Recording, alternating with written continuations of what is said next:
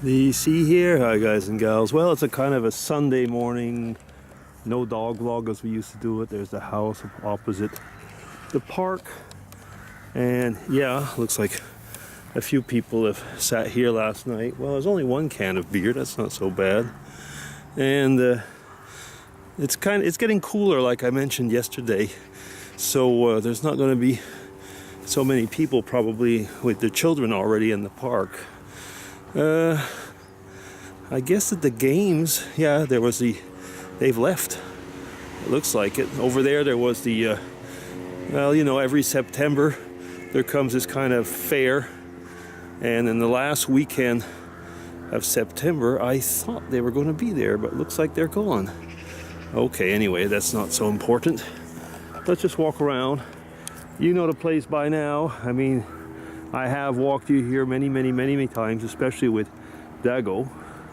Now, that is the two little things I was going to mention today. So let's start by the sad one. It's a week ago now that 5 years and a week ago that Dago left us. And yeah, oh, there is somebody over there. Is he with a kid or is he just walking? If it's that weirdo that I see every now and then, I will not walk that direction. It might be. Okay. Now, yeah, so 5 years and a week ago he left us. And yeah, life has changed, but one must move on, as they say. Now, on a happier, much happier note, today is the second anniversary of, second wedding anniversary of my boy and my daughter / in-law, which I like to call my daughter because she calls me Papa. So yeah, and the parents of Michael. And so, you know, Michael's 9 months old now. So I mean, they're out actually celebrating it, the family together. They're making a family vacation of this anniversary. Nice, isn't it? Yeah. So I'll be off to church later on. Mrs. DC's still working today, and tomorrow, like I mentioned yesterday, off to Ireland. Yeah, when one looks at the way time moves on, it's pretty impressive. I mean, I know it's the same seconds, minutes, and hours and days for everybody, but you've heard it many times and you've lived through it yourself, how time seems to go faster and faster and faster. Well, by the way, you can hear all the birds.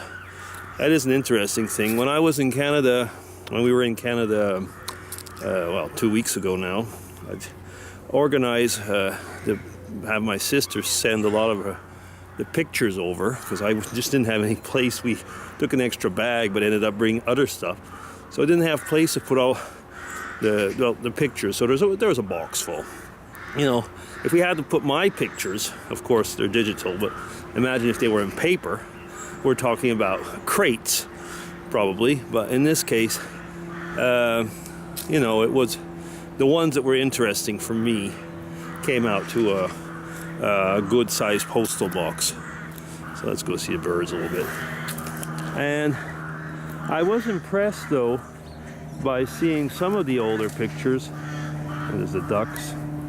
By seeing some of the older pictures and comparing, you know, the way things were, but also the way we looked, or let's say my parents. I was looking particularly at my dad, as people always say that I look a lot like my dad, and they say that my eldest son looks a lot like me.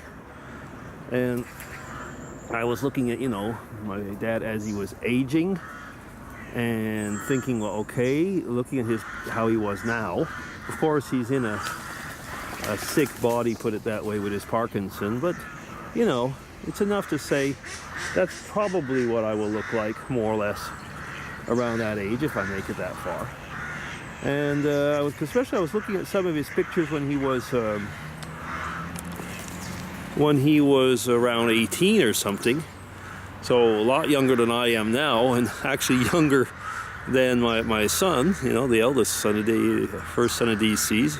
And when I was thinking about that, I was thinking, wow, you know, this is what he's gonna probably look. I mean, he looked a lot like him. Somebody's walking. He looked a lot like my son did, or I should put it the other way around. My son looks a lot like he did. So, and yeah, I mean, you can see that time moves on, but like I was going to say, genetics actually are interesting when you think about it. When you look at things that way. And that guy's coming back over this way. There's a lady walking over there. Yeah, that is. Oh, yeah, it is the weirdo. I don't mean weirdo, and I guess probably in the sense mean, but he's a big guy. I don't know if he's. Yeah, I don't know if he's always sober. Put it that way. And he has looked at me a few times really weird when I have the camera. Not that I really would say that he'd be doing anything, but just kind of uncomfortable in a way. Yeah, whatever. Why go for trouble if there's no reason for trouble. But anyway, I'm still not going to purposely go that way. Yeah, so I was talking about genetics, and that is something. I mean, when you look at those pictures and you look at the people, and we had the family, Mom's family.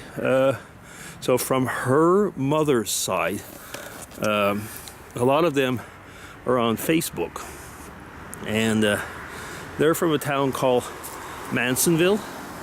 So those of you who lived in Quebec might know where it is. But anyway, Mansonville. And what's interesting there is that, and of course, almost nobody lives there anymore from there. They've moved on.